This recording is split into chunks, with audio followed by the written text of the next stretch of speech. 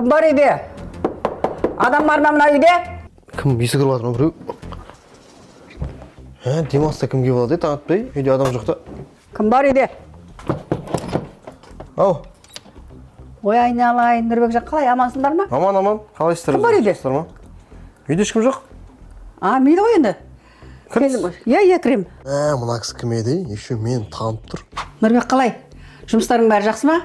Жұмыс жақсы ғой, Аллаға шүкір, бәрі керемет. Кім еді мына кісі? Әлі танымадым. Иә, ауылдағылар қалай? Жақсы бәрі аман. Так, точно ауылдан оны біліп алдым.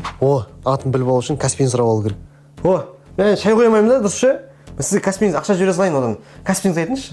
Онда жақсы болды ғой. 837 Дәл айтшы. 678 Айтшы номеріңді. 9901.